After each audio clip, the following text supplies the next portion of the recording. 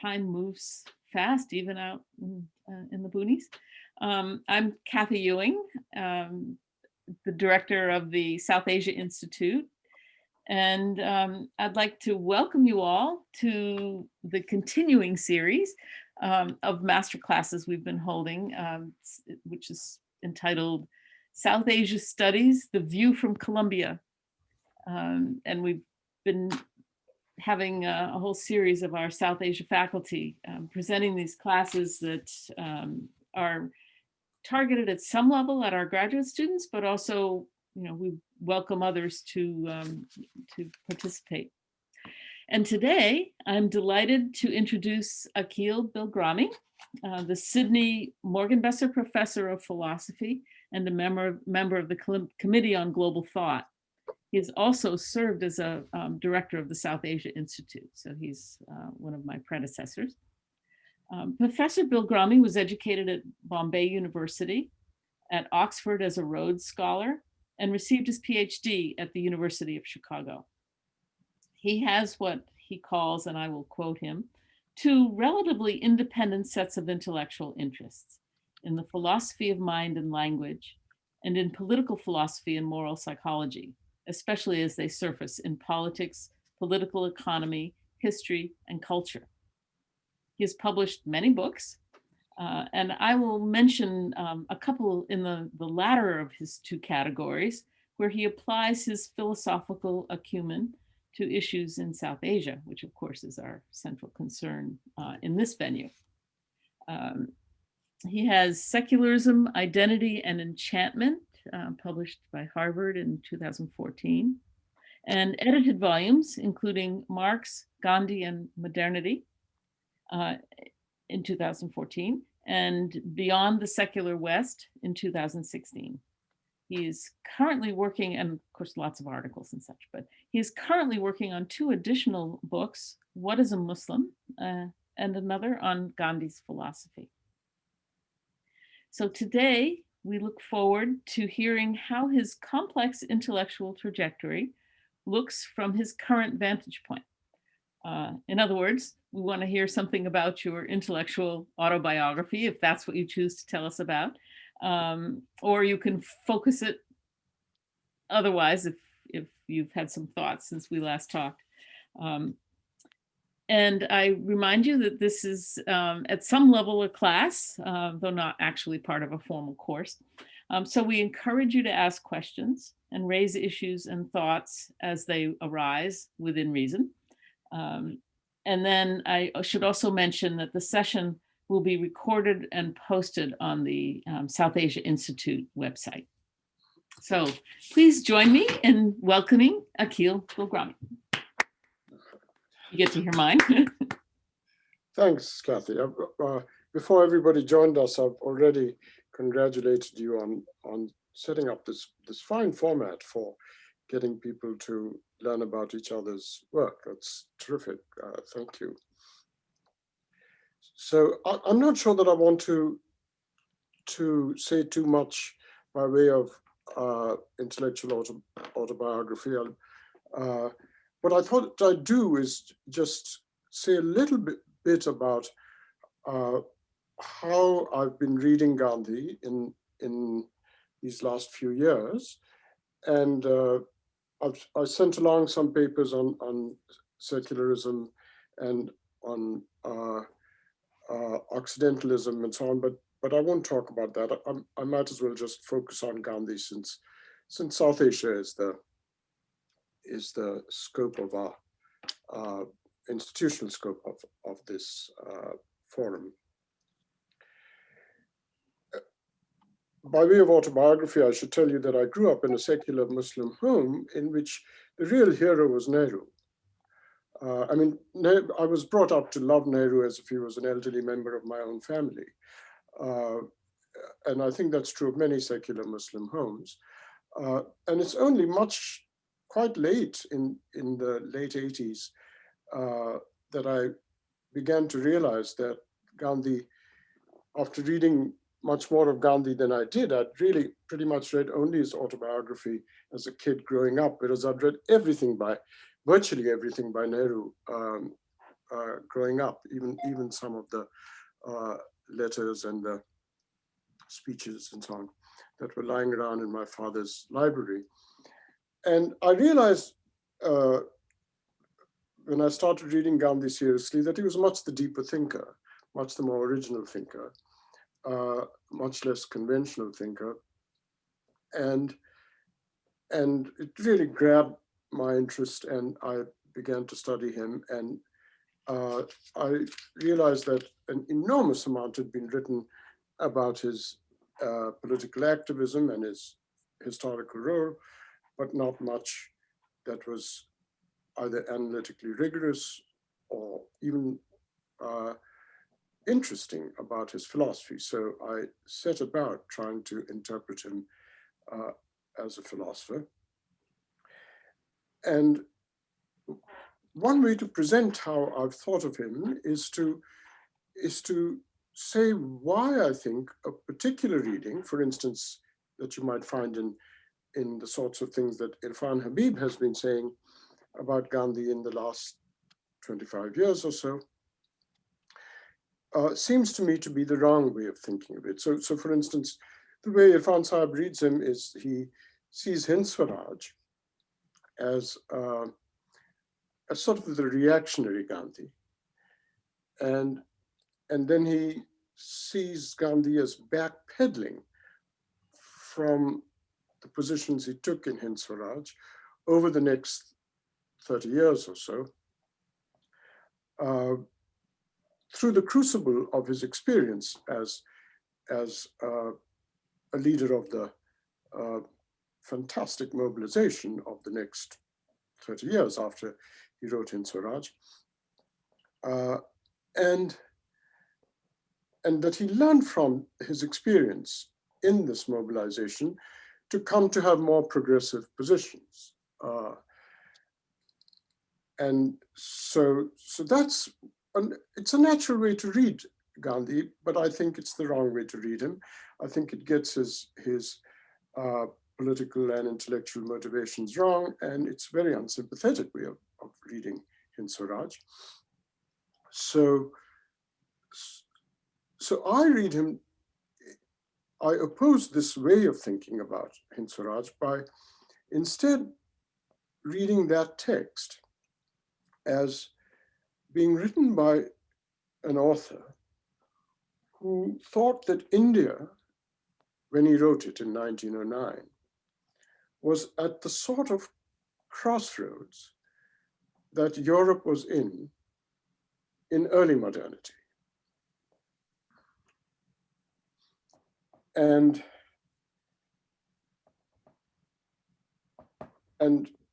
he thought that the directions that Europe had gone from early to late modernity were lamentable. And he had anxieties that India would be going down that path in politics, in political economy, and in the transformations of culture that were recorded in the passage from early to late modernity in Europe. And Hind Swaraj was written to express those anxieties in some detail, and with a great deal of rhetorical force, which many people find even excessive, but it's passionate work in that way, expressing those anxieties. Now, if one reads him that way, it's quite interesting that you find him, far from being reactionary, he actually is taking attitudes about where India is going that are very similar to many radicals in early modernity. Figures like the Diggers, the Radical Levelers, a whole range of dissenters in 17th century England and Europe. In England, they were memorably studied by the historian Christopher Hill in many books, but most memorably in his book, The World Turned Upside Down. And Gandhi had many affinities with these 17th century radicals. So I draw some of those affinities, and I basically argue that the only way you could fail to see these affinities is if you thought of history teleologically, and you thought that the passage from early modernity to late modern Europe was an inevitability. If you do that, then of course the dissenting voices are completely silenced, and in early modernity are completely silenced, and I argue that Gandhi certainly would have thought that teleology is uncompulsory, and he certainly wrote about India as if it wasn't compulsory. And one way to bring that out in Gandhi is to focus on and try and analyze a remark by Amartya Sen. You probably all remember that when there were all these eminent domain forms of takeover, of dispossession of land by for corporate projects by Indian corporations, aided and abetted by the government through what it called its special economic zone schemes, there was widespread protest all over, but of course, especially in Bengal, where some of the more prominent corporate projects were, but all over. You know, there were all sorts of bauxite projects in Chhattisgarh and so on, where there was tremendous protest. And the protest was far and wide across the country. And Amartya Sen stepped in, and in a piece which he wrote both in the FT, in the Financial Times, and in the Telegraph in Kolkata, he said, basically, I think I'm almost quoting him, England went through its pain to create its Londons and Manchesters. India will have to do so too. So he was repudiating the protests and supporting both the regional government and people much more gung-ho about this kind of dispossession of peasantry for corporate projects in the central government, people like Chidambaram and so on. So that was Sen's remark. Now, that's an extraordinary remark. I mean, you know, this is one of the most humane economists in the mainstream of economics. And he says this, that England went through its pains to create its Londons and Manchesters. India will have to do so too. So one of the things that I do in some of my work on Gandhi is to see him as protesting the assumption that India must go through what England went through, that it has the same goals, it must go through the same pains, and so on and so forth. And a way of reading Hind Swaraj is to question that assumption. And you know, if somebody like Sen can make it, you can see that it's really a very widespread assumption, right? I mean, it's because Sen, if anything, one might have expected to see the problems that come from making a remark like that. But one way to read Gandhi then is to, even if you take a relatively progressive economist like Sen, saying something like this, to try and analyze how Sen, having said it, nevertheless could claim to be saying something that is compatible with progressive economies, but still progressive economies which are growth economies. And And that's really what Gandhi is protesting in a wide range of works, but starting with Hind Swaraj. So let's ask the question, which I think was central to motivating Gandhi and in my exposition of Gandhi, which is that Sen certainly did not make this remark because of some Marxist commitment to some iron laws of history, right?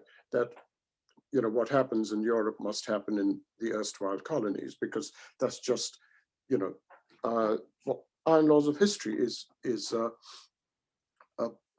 cliched phrase, and sometimes attributed to Marx's historical materialism, or the doctrine which is called historical materialism. Marx never used that term. And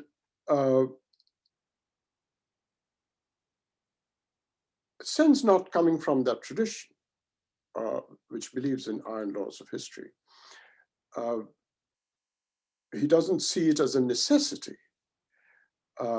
Rather, he's coming from a more or less liberal tradition of political thought. And so for Sen, the idea is not that the erstwhile colonies must go through it because it's of some kind of historical determinism or inevitability through the iron laws of history, but the erstwhile colonies must go through it because what happened in England or Europe was a rational development, and therefore India ought to go through it. So it's a normative claim. Right? It's not a claim that it will happen, but that it ought to happen. Because what happened in Europe was rational, it ought to happen in the rest of the world. So Sen would stress rationality rather than necessity. Though, of course, you must remember that in Hegel, reason and history come together, because remember, reason is tracking history for Hegel. So necessity and rationality in Hegel are in a sense joined, but put that aside. I think Sen is not coming from that tradition, which Marx then transformed. He's really coming from a liberal tradition of political thought, which is through and through a normative and tradition, citing that the rational developments in Europe, which India ought to adopt. So a lot of my work has been a detailed questioning of that notion of rationality. First, trying to say what it amounted to, and then making a critique of that notion of rationality. So in one of the papers that I sent to Kathy on Occidentalism, I present one sort of critique of that notion of rationality, which is really Gandhi's critique of the Enlightenment, political enlightenment, and in other papers, which I think one of them which I also sent, I discuss another range of issues. Now, let me just very, very quickly tell you where Gandhi fits in with one philosophical critique of this notion of rationality. You see, central to the West's thinking that this was rational development, these growth economies, which Sen is saying must happen in India too, turns on Locke's famous chapter on private property in the second treatise on government. And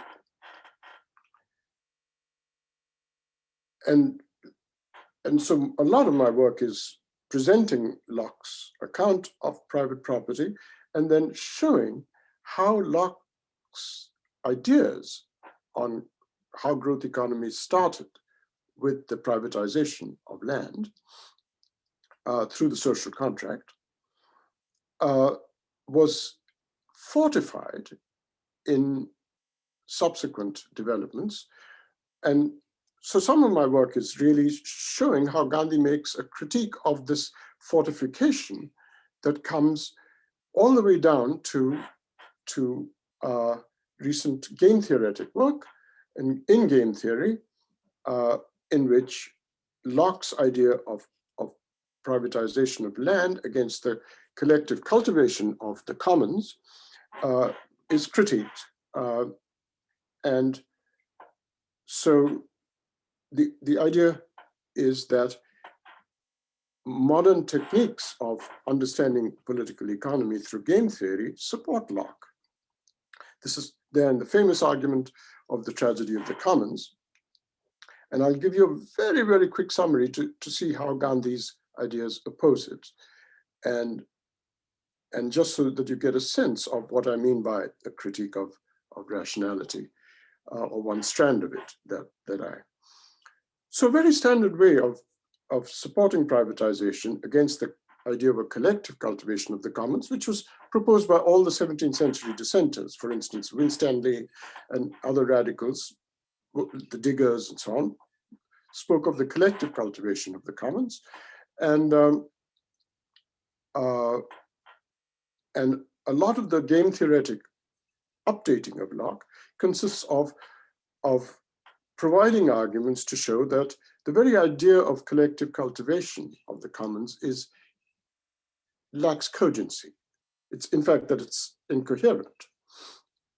And the main ground for it is the game theoretic ground for it appeals to a very, it's a formalization of a very simple idea, basically, which I can tell you in about 3 minutes in rudimentary form.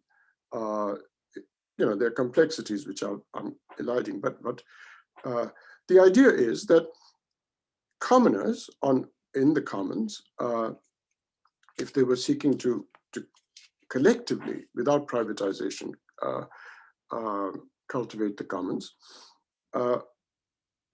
would be stopped from doing so if they were rational.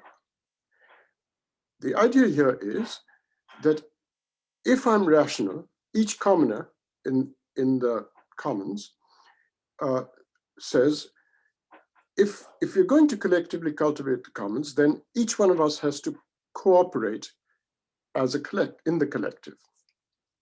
Cooperation requires very often paying a cost. Very often the cost is to show restraint. You find it now.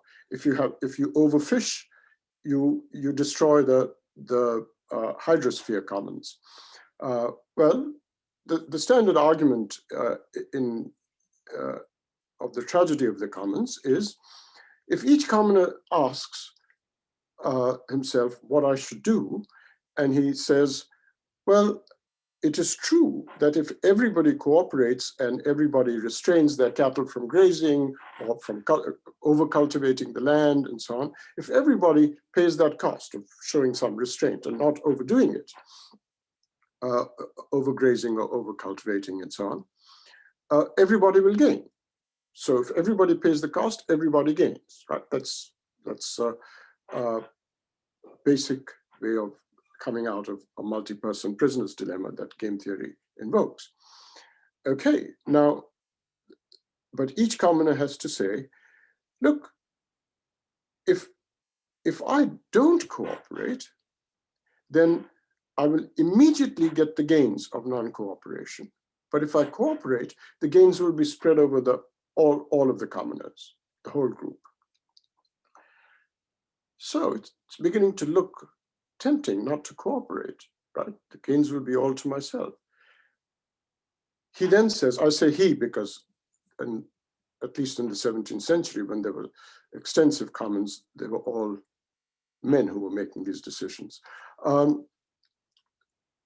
he thinks, also, if I don't cooperate and overcultivate or cultivate more than I should, etc., more than my share, the gains will be immediate, whereas the gains of cooperating will be long-term. So it's beginning to look more and more attractive to not cooperate. But the clinching thing, the absolutely clinching element in the argument, and this is what Gandhi picks up on, the clinching argument is the anxiety. What if I cooperated and others did not? I don't know that others will cooperate. Right? This is why it's a multi-person prisoner's dilemma. The idea of a prisoner's dilemma is, each prisoner is being questioned and he doesn't know what the other prisoner is going to say, and so on. This is standard. So he says, so he has this qualm, this anxiety. What if I cooperated and others did not? Every commoner is going to ask that question. How can he fail to ask it, says this way of thinking. And he has no guarantee that others will cooperate. So he says, well, but if I cooperate and others don't, that'll be the worst possible outcome for me. Right? And so the game theorist says, if everybody thinks that way, if everybody says, if every rational commoner says, if I don't cooperate, if I cooperate and others don't, if he has that anxiety, that qualm, if I cooperate and others don't, I will be really badly off, right? That's the worst possible outcome for me. It is very rational to not cooperate if one is driven by that anxiety. So if every commoner thinks this way, then the commons will be destroyed. And that's called the tragedy of the commons, right? So rationality requires, yes, Kathy. Yeah, so I'm sorry to interrupt, but and I assume you're going to address this later, but with that, this is the problem with thinking about it in terms of a prisoner's dilemma, is that there's no kind of social or sort of normal norms that people follow because they're already in prison, so there's nothing that can be done to them. I mean, it assumes no kind of collective sanctions or anything like that for not cooperating. Right. So I'll come to that. That's good. That's exactly the right thing to ask about sanctions and so on. But so let me just present this updating of Locke's argument. And so the idea is, if every commoner thinks in this rational way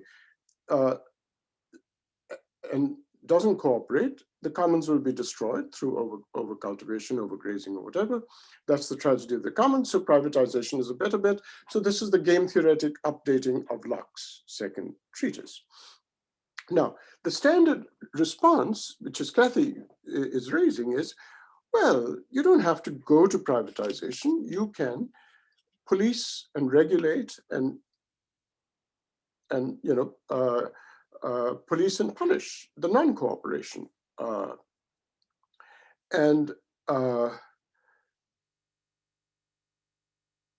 That's the standard argument, and no doubt. You see, Gandhi is really objecting to Sen, because Sen is going to make this remark. Sen, as you know, is a social democrat.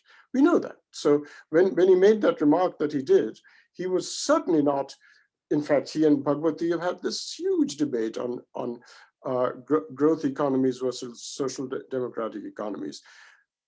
Gandhi is opposed to both those positions, because Gandhi thinks that Sen is conceding too much to say that we must put regulatory constraints on growth economies. He's against the idea of growth economies.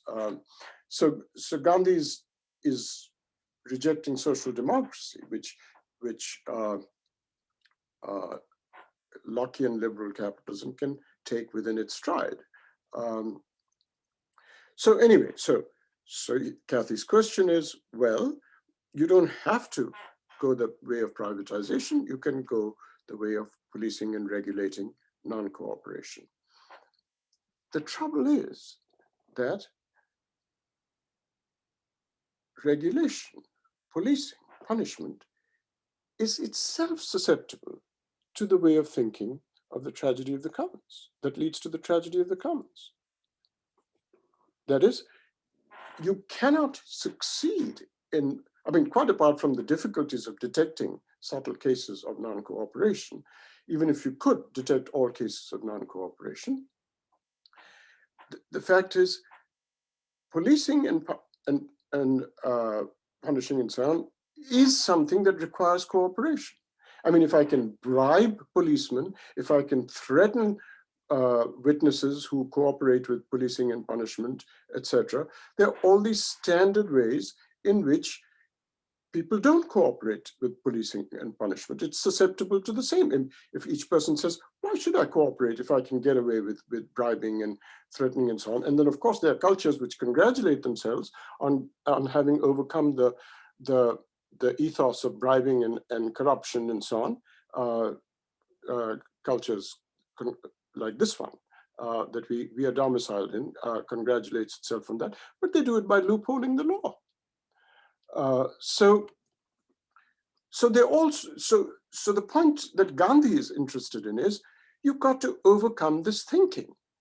You can't accept the thinking and say we will put regulatory constraints on it, because the regulatory constraints themselves are susceptible to the threats that come from this way of thinking. So you've got to try and produce a different way of thinking. And Gandhi's idea, both of how he conceived of popular religion and how he conceived of ashram life, was to say, nobody in my ashram ever has the anxiety, what if I cooperated and others didn't? That thought never occurs to anyone. Right? So what Gandhi is presenting is a completely alternative conception of rationality. Right? If you have the lock to basically the Homo economicus idea of rationality, you're going to have this anxiety driving you, whether it's about agrarian cultivation, pastoral grazing, policing and punishment, etc. This thinking is going to be there. And Gandhi's point is, but there are many contexts in which I live. People live in India, in villages, in ashrams, in my ashram. That thought never occurs to anybody. What if I cooperated and others did? So the way I've presented it is to say that the question, what if I cooperated and others didn't, is a question that can only occur in the context of an alienated society. It's only when you're alienated that you will raise the question. The question will occur to you. What if I cooperated and others didn't? That anxiety does not occur in groups and societies in which there isn't alienation. So a lot of my work has been on trying to compare the ideas of alienation in Marx and Gandhi along these lines. But what I want to stress here is, I think, something very deep in Gandhi, which is that it's not a critique of self-interest. He's not saying it's bad. It's not a moralist critique. He's not saying it's bad to have the thought, what if I cooperated and others didn't? It's bad to be self-interest. No, he's just saying if you're unalienated, the thought doesn't occur to you. It's really an epistemological point, not a moral point. Right? So the primary goal of politics is the unalienatedness of village life, of ashram life, and so on, which is really very motivating, theoretically motivating for Gandhi, and it's pitting one notion of rationality against the other. Right? So that's one strand of what I say by way of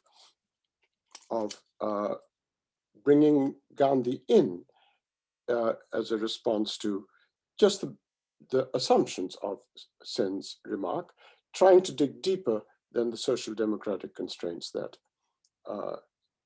Sen would make, because Gandhi is not a social democrat. That's just not his, well, he wants to make a more fundamental critique. Okay, now here's another aspect where there's much less affinity between Gandhi and Marx, and Gandhi's view actually amounts to a criticism of Marx, and that is also something we can come to by diagnosing and analyzing Amartya Sen's remark. So Sen, when he said that, so what does Sen say? So Sen says, against the protesters of primitive accumulation, of dispossession of peasantry for corporate projects, Sen says, India must go through the pain that England went through to create its Londons and Manchesters. The fact is that that remark is not just philosophically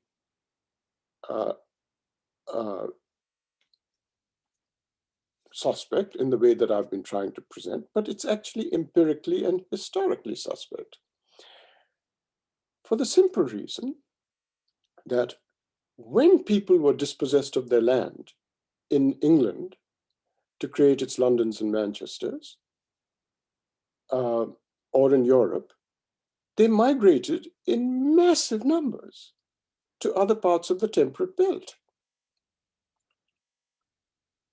They migrated to this part of the world, they migrated to the Antipodes, they migrated to the southern corners of Africa. And so London and Manchester were created by the dispossession of peasantry from their land, but those peasants went to other parts of the world. In fact, the diffusion of capitalism was a result of those massive migrations to other parts of the temperate belt. This country, for instance, there's nowhere for the peasantry of Bengal or Chhattisgarh or wherever to go. Where are they going to go with immigration laws? They're just going to go into the already glutted cities of Indian metropoles and into further destitution. So there's, for a historical analogy that Sen makes, the analogy is very inexact, right? Now, why do I say that this is a critique of this criticism of Sen has within it a Gandhian critique of Marx implicitly. You see, if you read part 8 of Capital, volume 1, where Marx discusses primitive accumulation. Primitive accumulation is, there's dispossession of peasantry for corporate projects is a case of what Marx called primitive accumulation. It's the deracination of, and this is discussed in part 8 of Capital, it's the deracination of petty producers, which is mostly peasants, but many artisans too, from their means of production, so land, etc. But when this happened in Europe, as I said, people migrated to other lands. But Marx's idea in Capital was that primitive accumulation, what it does is to morph, to transform the peasantry that gets dispossessed into industrial labor, to a new class formation, which is industrial labor in cities. And so, though there might be different forms of suffering that they go through, like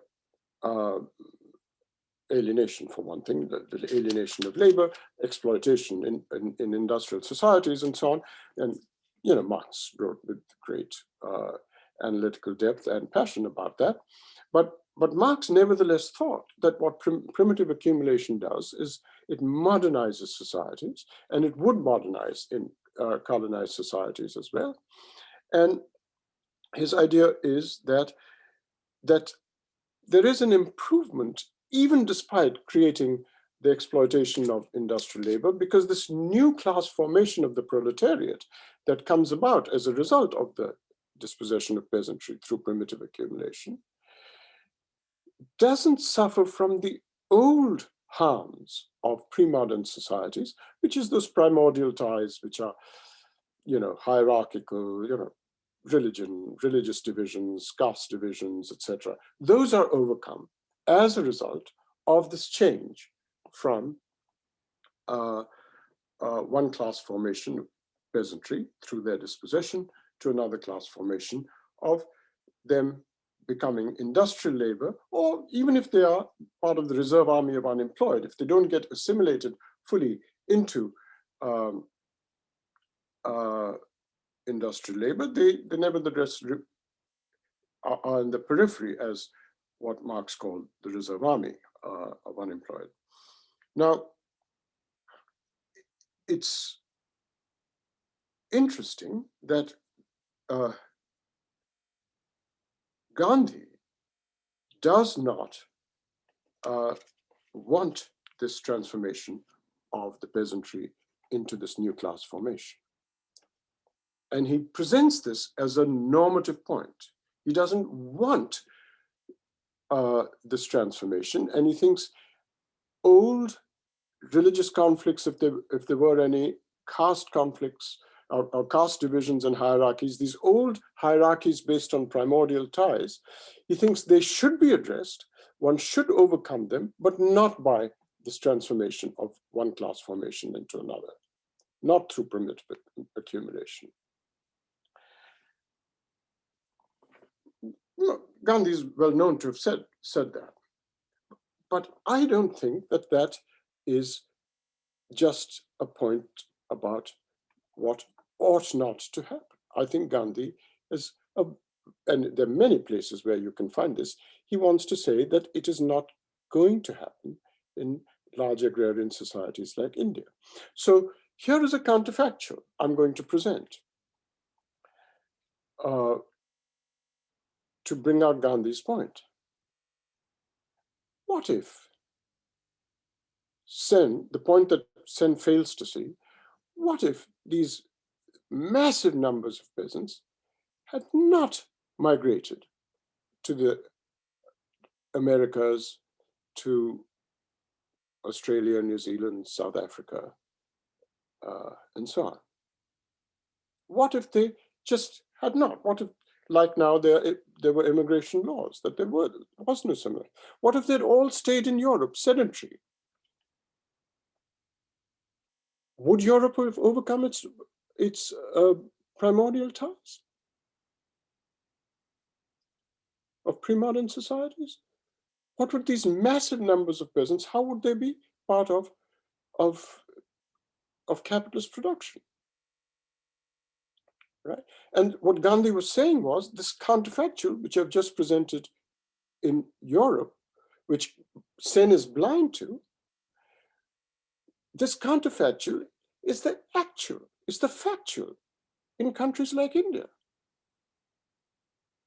I just presented as a counterfactual. I said, what if those people hadn't migrated in those massive numbers to other parts of the world, right? That's a counterfactual about Europe. Well, the counterfactual about Europe is the factual about 20th century India in which Gandhi was writing. So there is no reason to expect that this kind of overcoming of caste and so on is going to happen along the lines of Marx's primitive accumulation accounts. So Gandhi's is not just a moralistic point about, no, you mustn't have new class formations, you must try and address caste within pre-modern communities, pre-modern societies and so on. So the point is, it's not just moralism. The moralism is in the context of recognizing that what is only a counterfactual, as I presented in Europe, is the factual in India, and it's not going to happen anyway. So the normative point, it oughtn't to happen, is absolutely contextualized by the facts. And when I say it's a quite a remarkable critique of Marx to point this out when he says this about India. He doesn't mention Marx, but I'm saying it's implicitly in a critique of Marx, because what it shows is that Marx's idea that primitive accumulation is this kind of modernizing thing is not a theoretical point. It is a purely contingent point about what happened in Europe, only because they migrated out, right? It's a purely contingent point about Europe. There is no telos in it. There's no theoretical generality in it. It's not a point of theory or a priori diagnosis. It's an observation, an empirical observation about Europe at a particular time when migration out was possible. There is no theory in this idea of primitive accumulation. It's just a local point about Europe. So if you wanted a way of identifying how it is to provincialize Europe, here's a way of doing it very, very specifically, right? You provincialize it by saying a whole theory of primitive accumulation, which you find in Capital, is not a theory. It has no telos. It has no generalizing power in it. It has no power of generality in it. It's just a local observation, a provincial observation about Europe.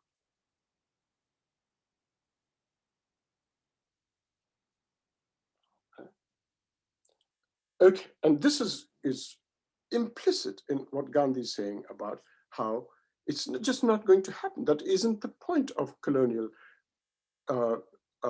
presence in India, that it's going to allow this kind of thing.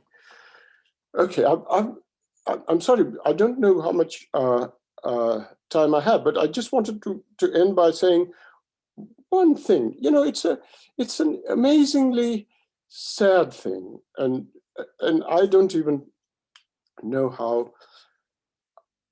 how to really analyze it in detail. But as we know, none of these ideas in Gandhi ever got any play in the developments that occurred. Even as late as the 1930s, late 1930s, when Nehru had first put forward I think it was called the NRC, I'm forgetting exactly, but it was a sort of nucleus, a proto version of the Planning Commission. Nehru himself was the chair. There were Gandhians there. I mean, remember, this was in the late 30s. Gandhi was still the most dominant figure in the freedom movement. But the Congress Party was heading towards gearing up for acquiring statehood. And Nehru was planning things which were not even remotely Gandhian. And Komarappa, who was the Gandhian representative there, representing Gandhi's ideas about the sorts of things I've been talking about, is totally sidelined, completely sidelined. I mean, you know, if you read the humiliation he underwent in that thing, just sort of a laughing stock. And Nehru was chairing this, and so there are two things that come out of it, and one is that this idea of going the Soviet way of centralized economy and industrialized, highly industrialized growth economies. Remember, Gandhi despises capitalism and the effects it creates. We know that from Hind Swaraj.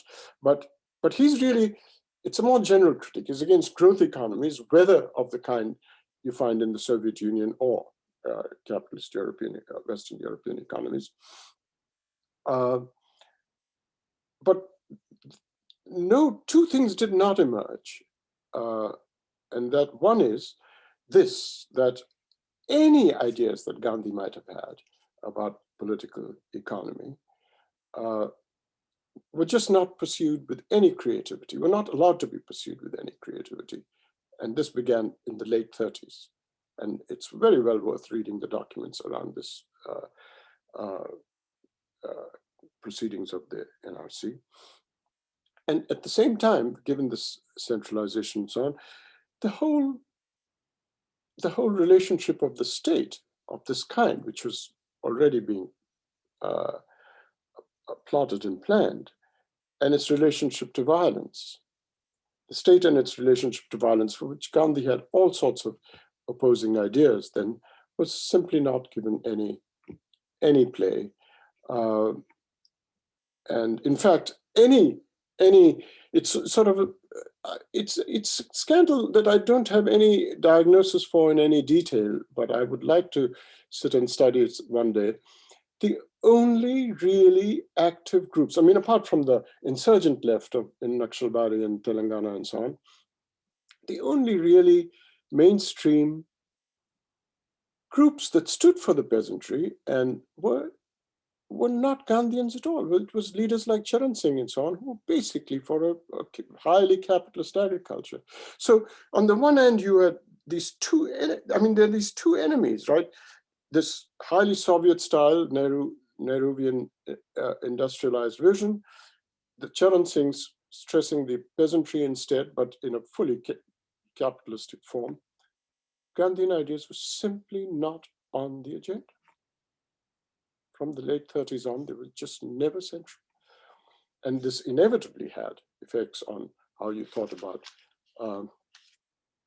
the state and centralized state and its, I mean, there are all sorts of compulsions which made it complex. I mean, if you didn't have a centralized state and you had the kind of regional autonomy that Jinnah and others wanted, I don't know if you could have got rid of the princes. I mean, there are all sorts of issues that come up and came up at that time. So it's not a simple thing, but I'm just saying the Gandhian ideas were never given a creative run by virtually anything. And so you got instead, if the peasants were ever spoken of in the parliamentary field, in the mainstream field of politics, it was through figures like Charan Singh. And that was not Gandhian at all. So you got an oscillation between these two visions of somebody like Charan Singh and somebody like Gandhi was left out of it. And so these are real failures on the part to take up his ideas. But I wanted to present the historical background for these failures in this. Okay, thanks. Oh, thank you. So I want to open it up to questions, but maybe I should ask if you could first summarize a little bit how, if they had been taken up, how things might have looked. Well, you know, the thing is that Gandhi himself did not have any serious chance to develop any of this.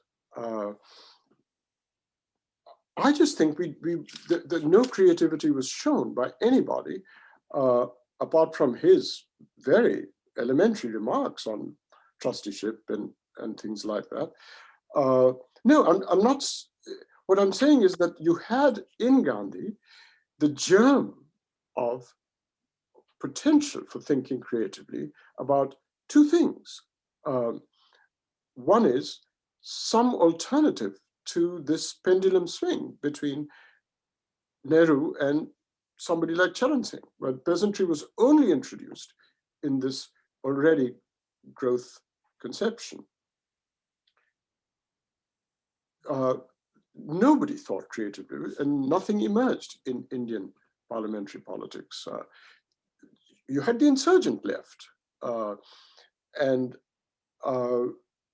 you know, and it's actually sort of interesting that it's with the insurgent left that you began well before this sickening authoritarianism of the last 20 years, 15 years. You know, the role of the state against the peasantry, whenever the peasantry got insurgent was disgraceful. I mean, we were growing up as kids in Bombay and reading about this, and the authoritarianism of the state was remarkable. It was just simply, an inheritance of the British colonizing oppressive state. Nobody had creatively figured out another way. The peasants suffered the most as a result of this. So Kathy, I don't think anybody has any idea. I'm just saying that these ideas, there was a moment when they could have been creatively developed. Nobody creatively developed them. Well, Shauna? Shauna has a question. Thank you. Thank you so much for that talk, Professor. I'm quite excited by the argument and the way that it's developing. I have two slightly long questions. I'll try to, keep it, limit them. When you were speaking, I was trying to connect or think of this current argument with some of your previous engagements, particularly with the argument of, arguments coming from liberal democracy on the question of social cooperation and stability. And the argument is predominantly one of ethical avoidance, coming from figures like Rhodes and Habermas.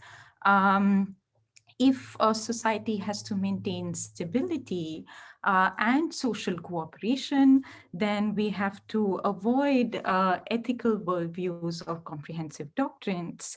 And any form of authority that comes from extra social sources have to be avoided in some sense. So there is a morality to modernity that, which is based in autonomy, that forms the background condition for this liberal neutrality. And then there's the rationality, which is the outcome of this. Now, Gandhi does not accept this position. I mean, if Gandhi were to be presented with this position, he would not accept it. What I want to ask is, does his criticism of the tragedy of the commons, what you presented in your first half, have to be predicated on this critique of ethical avoidance? So that's my first question pertaining to your first half of the talk, particularly because you said Gandhi's critique is an epistemic one. And what is the substance of this epistemic critique? So I have a second question, which is sort of connected to the first question, which is on Gandhi's critique of primitive accumulation. And you said that he would base it on the factuals of labor in India, peasant labor in India. I'm just trying to, think around the literature on this, and, especially coming from a lot of arguments in African theory on primitive accumulation and the reserve army of labor. And often that literature is connected to indirect rule. Indirect rule was the site of was the site of the reserve army of labor, in the work of people like Rodney, etc. So we have sort of a common ground in India, for that argument, especially coming from people like Karuna Mantena's work, where she's arguing that the cultural justifications of indirect rule are one of the sources for Gandhi's arguments, arguments and possibly his critique of modernity, and the cultural justification being, the village community as the basis of social life in India. Now, if Gandhi is presenting a critique of ethical avoidance, does this critique have to become the background condition on which he can make the normative point that you are saying he's making against Marxism? Or can one just say that it's just coming from a social critique that he's drawing from figures like Henry Maine of the village community in India? Sorry, these are like two long questions, and um, I was excited about the talk. Yeah. So the first point about ethical avoidance, I mean, is your question about how in many figures like Rawls and Habermas, a certain kind of development of social democracy and the theory around it, the philosophical theories around it, the idea of comprehensive doctrines, which include, say, religious or moral points of view, is eschewed, right? And it's seen as purely political liberalism. And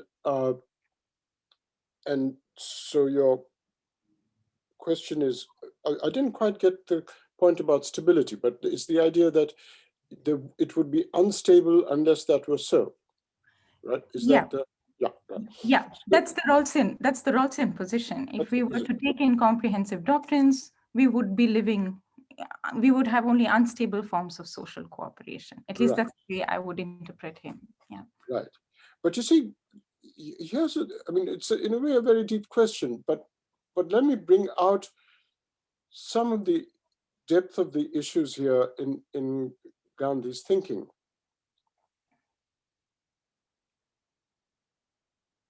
Take something like the law. See, Gandhi was always,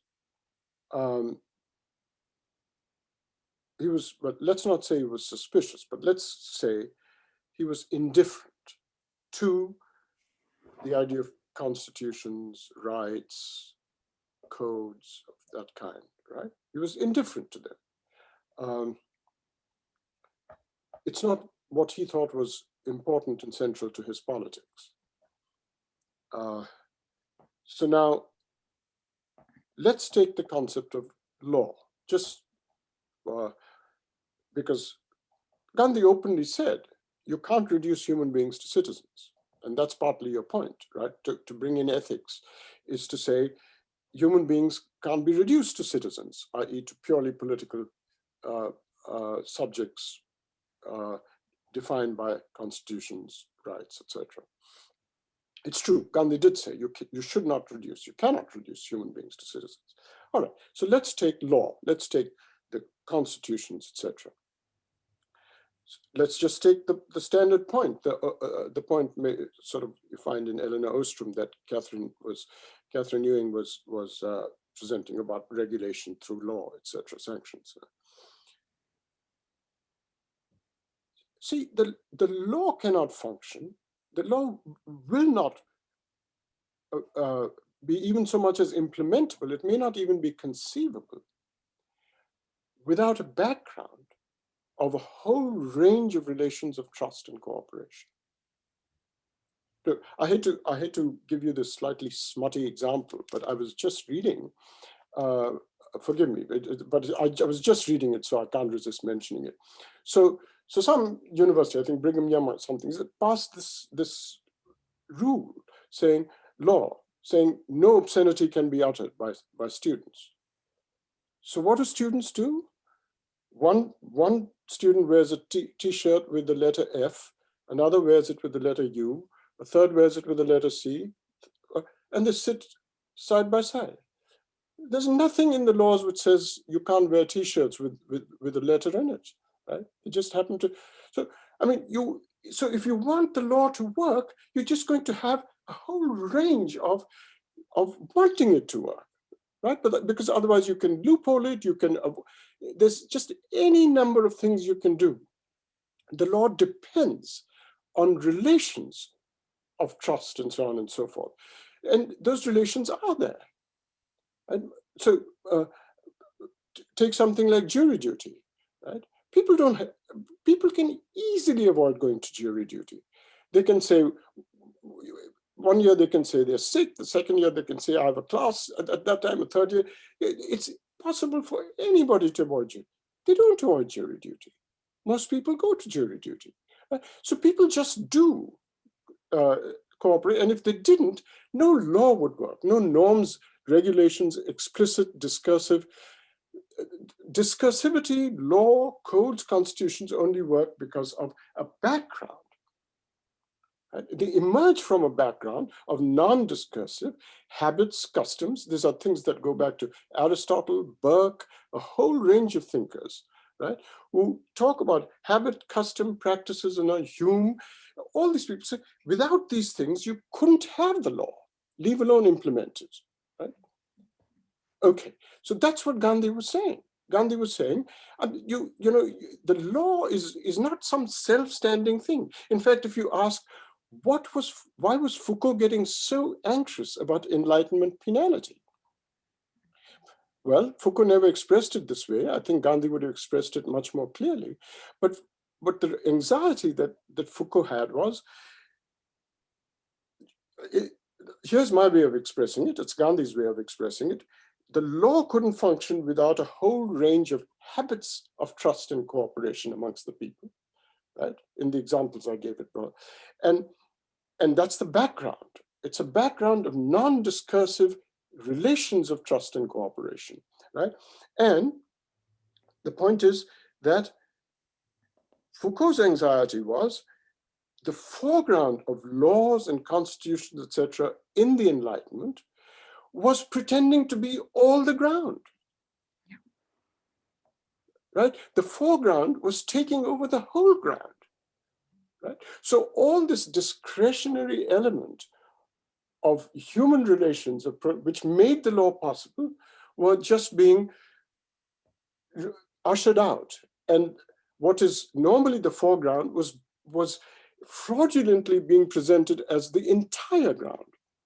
That's really Foucault's anxieties about disciplinarity, indiscipline, and punish, in the whole critique of Enlightenment penality.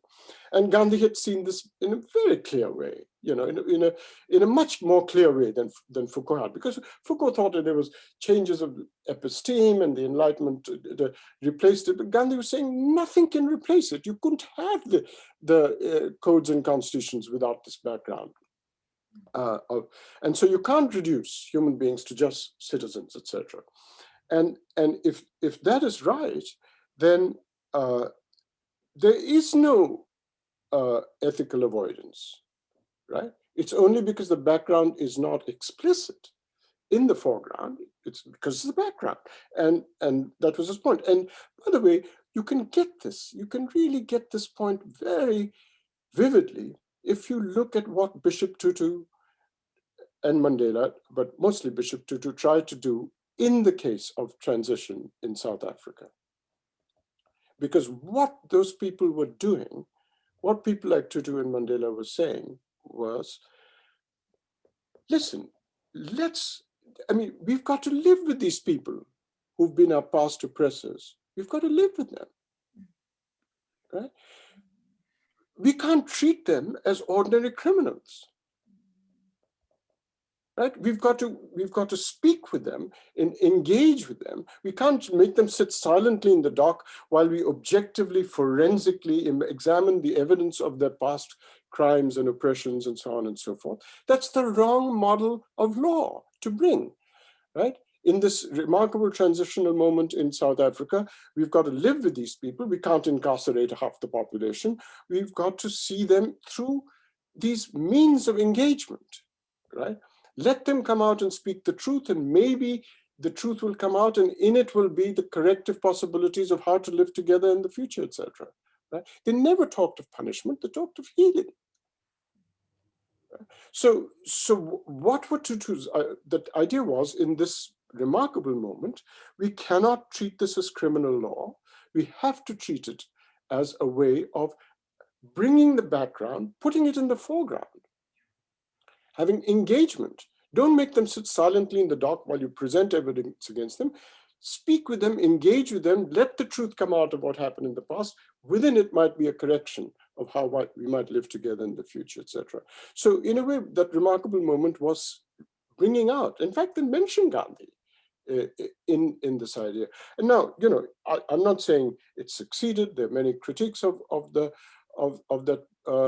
effort in South Africa, but nevertheless, it was, the purpose of it is very instructive, and and so, you know, people like Rhodes and Habermas have a tin ear for this point I'm making about the background. that the foreground is not even conceivable, leave alone implementable, without the background. So there's no avoiding what Gandhi was talking about. This is a way in which he's much deeper than people who just think regulation will solve the problem, or codes and constitutions will solve the problem. After all, think of it. I mean, even Ambedkar, right? Ambedkar broke his heart thinking that only codes and constitutions and laws will remove, will address caste. He broke his lion's heart on that assumption.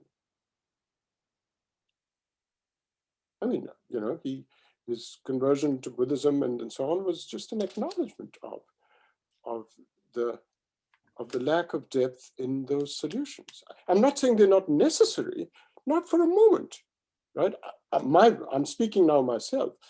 I'm not saying that affirmative action and all is not necessary. It's absolutely necessary. But the idea that it's sufficient is to fail to understand the nature of the law and politics. And that's what I think Habermas and Rawls don't get.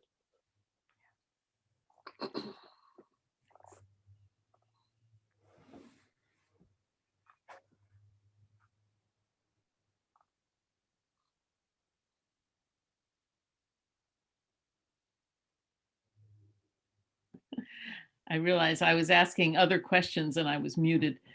I see a hand. John. Hi, Akeel. I feel I'm cheating a bit because I get you to myself, or at least with just a few others tomorrow, but I couldn't restrain myself. So I hope I can ask a question here too.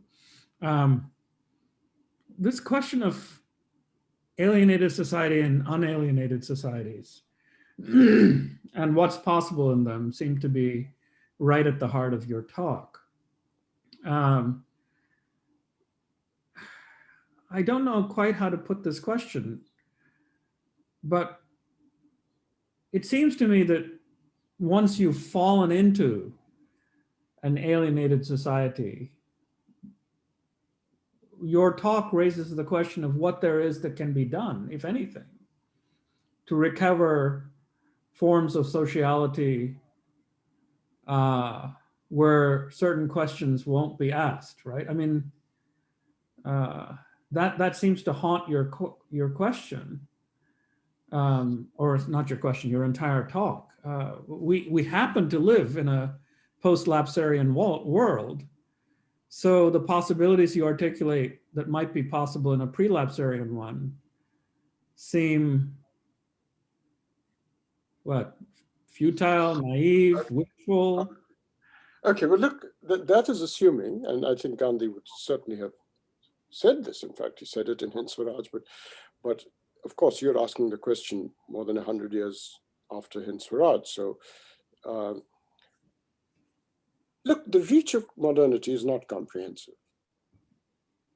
It's just false to think that the reach of modernity is comprehensive, even today. And so you're suggesting that there's a kind of nostalgia for a past which just can't be in a modern political economy, and so alienation is just part of it. Well,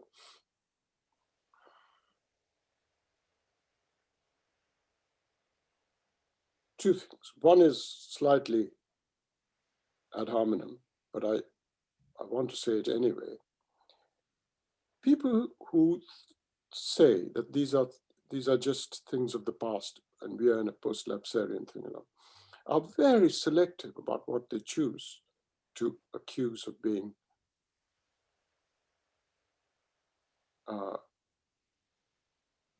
unrecoverable, right? Or in any case, the recovery can't be to the old thing. It has to be transformed into. Look, let me just give you an example. To say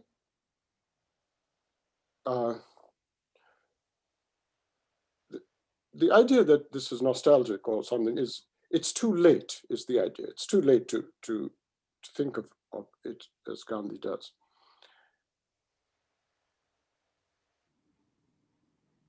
Israel says, Israelis, people who support Israel say, it's too late. We can't go back to the 1967 borders. There are just too many settlements.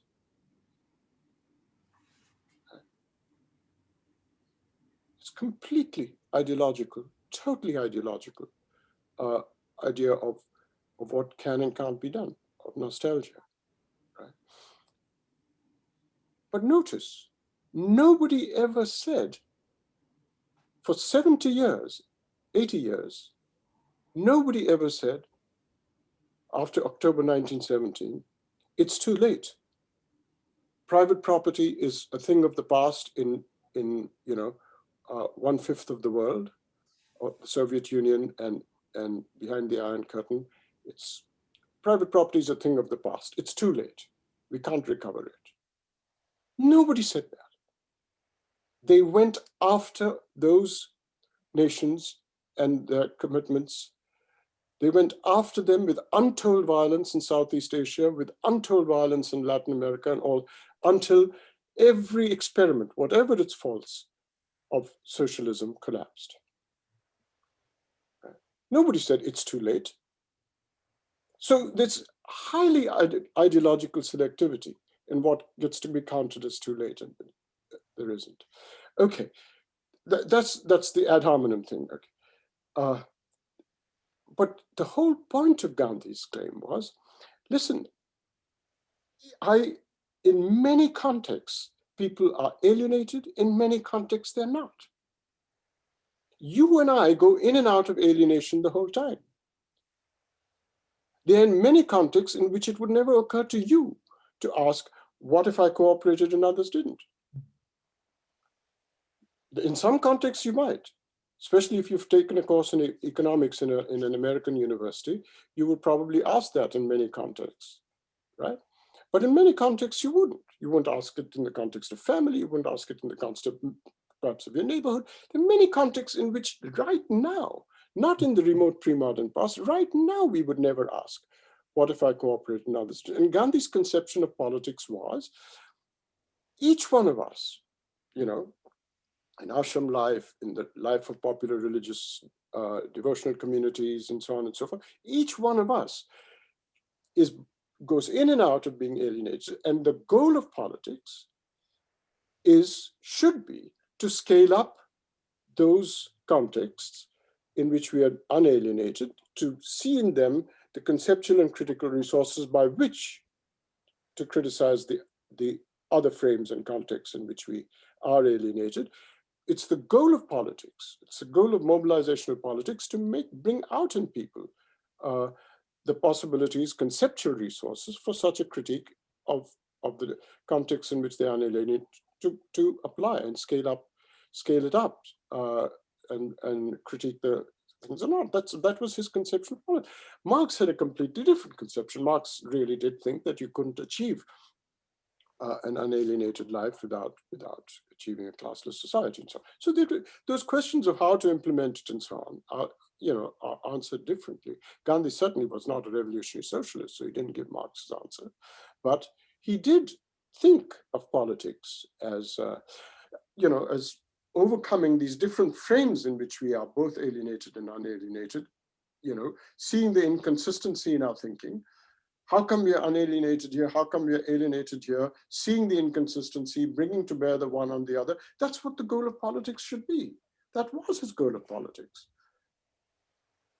It's what mass movements for him were movements of public education. The Khilafat movement was a public education of Muslims into anti-imperialism. The movement was a source of public education. Right, so that's the idea. You create a context in which one side of one, Muslims were mobilized, and they got over their sectarian or the commitments to get another commitment, right? The anti-imperialist commitment. That was part of what what the experience of the Khilafat movement was, a tremendously progressive movement. The point of movements is to create this, breaking the barriers between two contexts and seeing the possibility of one influencing the other. It was his conception of politics.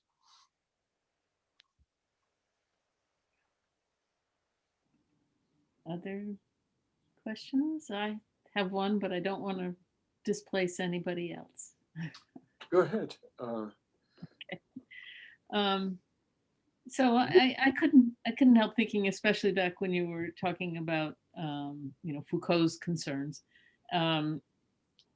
of a sort of earlier thinker worried about the dissolution of social bonds, who was Durkheim, writing at the turn of the century, and his elementary forms of the religious life, and thinking that in reaction to the problem of anomie, which I assume is sort of related to the kind of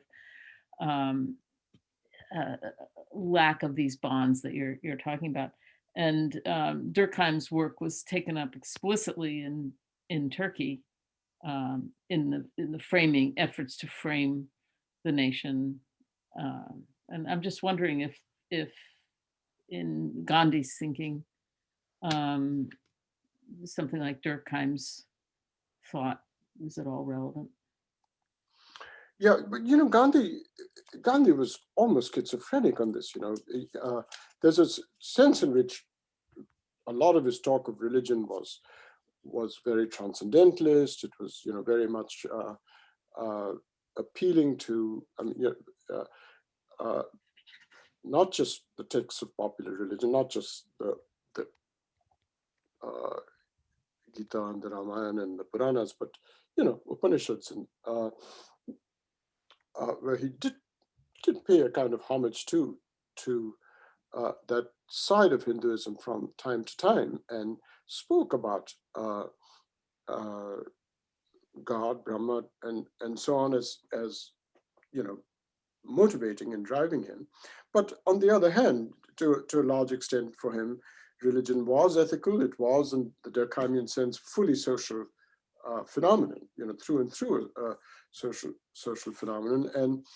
And I think it's just impossible to come up with a completely consistent account of his idea of the relation between religion and politics. I myself think that he's most interesting when he is in a broad sense, thinking of it in purely social terms, and in some ways, I think somebody who says, this point I'm making about the law, etc., about how to see human beings as citizens is reductive, according to him. There's a quite clear sense in which he wants to say that the notion of society is broader than the notion of politics and the concept of a nation. By the way, Tagore said exactly the same thing in his writings on nationalism. And so when Gandhi says, what have I got against the Enlightenment? The most fundamental thing I've got against the Enlightenment is that it thinks, the political Enlightenment, is that it thinks you can make people better as a result of politics. Constitutional liberal politics, not his politics. Right? That politics or laws, constitutions, etc., citizens, you can make people better by making human beings, making them over into an abstract form of being called citizens. And Gandhi says, I don't believe it. And my way of putting it, as to Shauna's question, was to put it in terms of this background and foreground. I think that's probably the clearest way to bring it out. And the point is that is, like Tagore, to stress what Tagore called society, and tapping the Durkheim idea, and religion is very much part of that.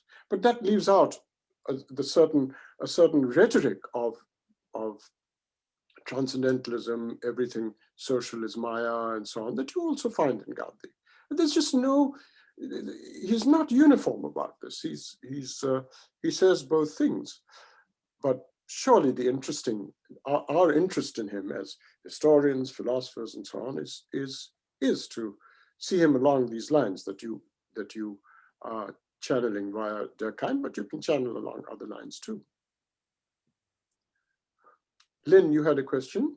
Yeah, I do in a way. Yep. Actually, I was going to point out the connection to Tagore, because I think in many ways they agree deeply on many of these issues. But I was interested in whether you were suggesting two forms of rationality, Akeel, when you were talking through the tragedy of the commons, where if cooperation is at the cost of self-restraint, then rationality implies self-interest. But must rationality imply self-interest? Are you looking at a different form of rationality? Well, see, the thing is, I don't like putting it in terms of a critique of self-interest.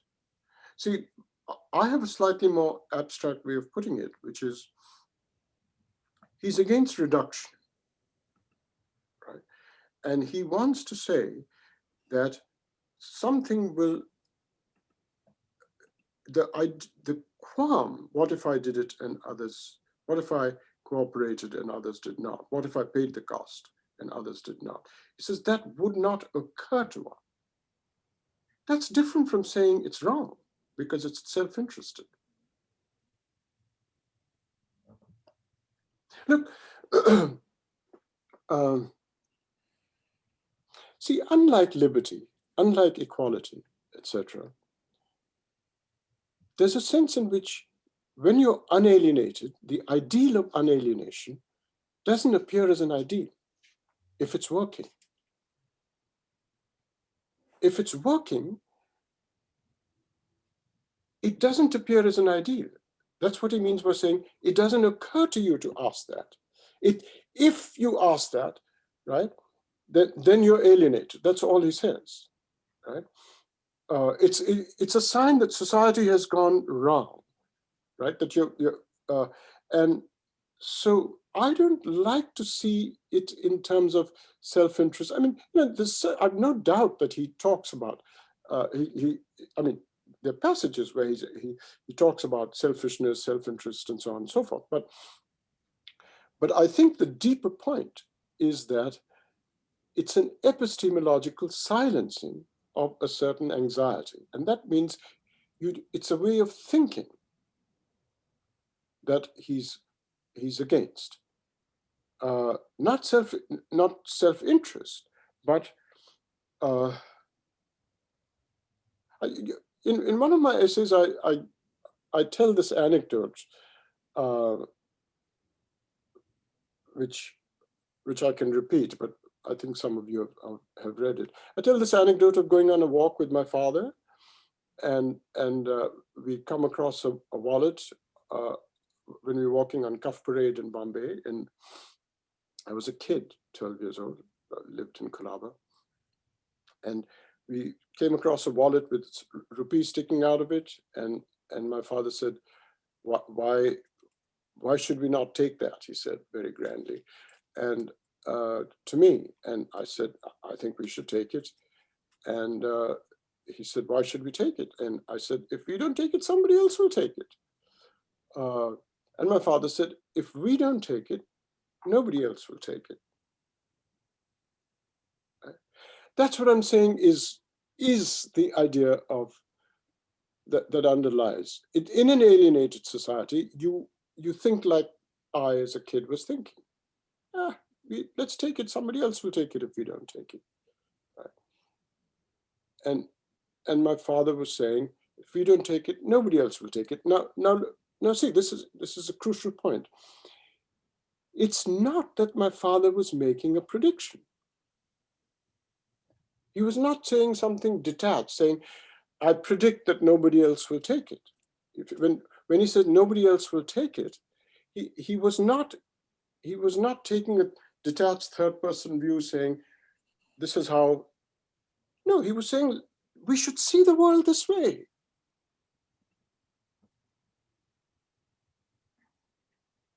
Right? So it was an expressive moment. It was not a prediction, it was and that's a very crucial thing to say. Liberty, etc., even equality, etc., are things that you codify, you lay down. It's a bit of social engineering, right? You make, but unalienatedness, when it's working, doesn't need saying. It's not that kind of ideal. It's only when you fall away from it that you can see it as an ideal. But when it's working, it's just not an ideal. It's that fundamental. And I think both Marx and Gandhi saw that. And it's only Althusser and his completely distorted reading of Marx, which completely ushered out this aspect of Marx.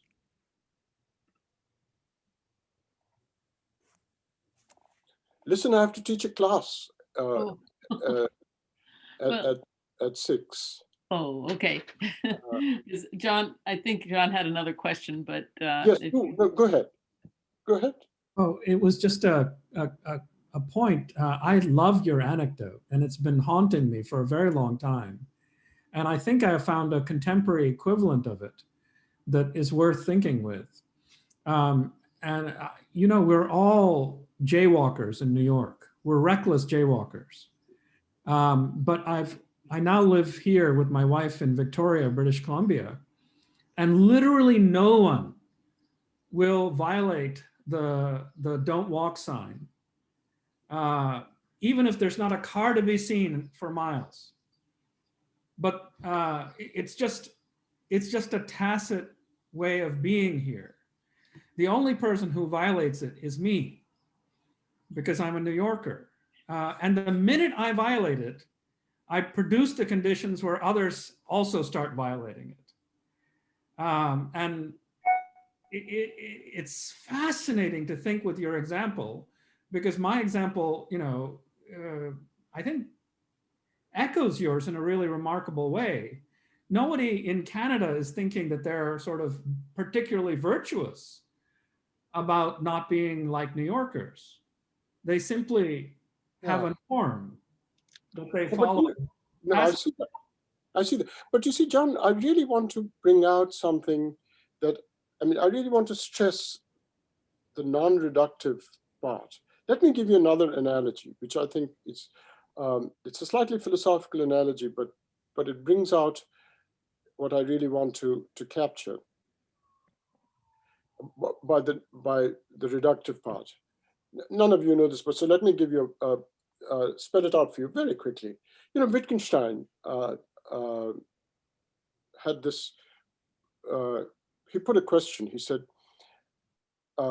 listen, human action, human intentionality is very basic, and they're basic actions. And he says, actions are basic in the sense that one doesn't do anything else in virtue of which you do the action. So he gives the example. Suppose I wave to you as a friend, right? I'm waving to a friend. He says, now there are reductive philosophers who say, well, the waving to a friend is done by first moving your arm, right? And then you add an intention to moving your arm, and that is to wave to a friend, and then you wave to a friend, etc. So you see, there's waving to a friend, but it's not basic. What is basic is moving your arm. But in fact, there's something even more basic than that, which is your arm going up. And then you add an intention to move it. And so your arm going up becomes a moving of the arm. And then you add a further intention, waving, and it becomes a waving to a friend. And he said, no. Wittgenstein said, no, there is nothing but waving to a friend. It doesn't reduce to anything like moving your arm going up, nothing. What is basic is the waving to a friend. Right? Now, this doesn't seem like an ideal. I'm waving to a friend. But now suppose you and I have had a fight. We've become estranged. We've become alienated. Right? Now I'm self-conscious. I can't just with the usual nonchalance, with the usual jauntiness. I can't wave at you in that way. We're estranged. We're alienated from each other. Right? So I do think reductively. I say, okay, let me try doing this. And maybe, I hope, it'll succeed in conveying friendliness, etc. Right? So there's a shrinkage when one is alienated. Right? One says, let me try something. And so the waving is not the basic thing. Something more minimal is basic, and you hope that it'll succeed in conveying friendship. But when it's working, it's just a waving.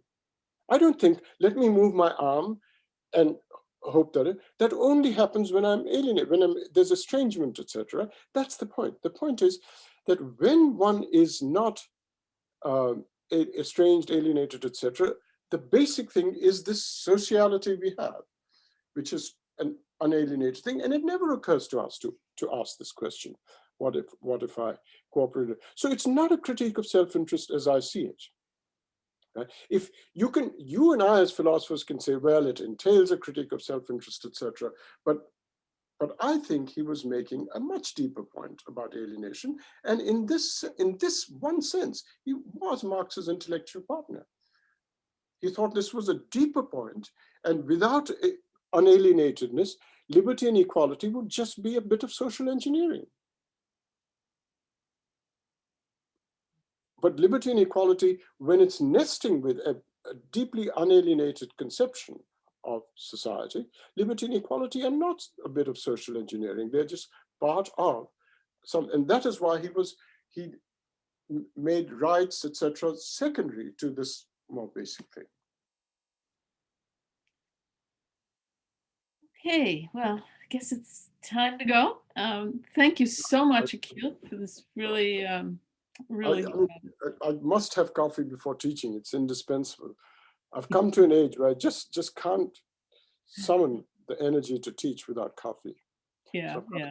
Go and make it before I teach at 6. Yeah, that's fine. So we just want to thank you so much. And Enjoy that. Bye.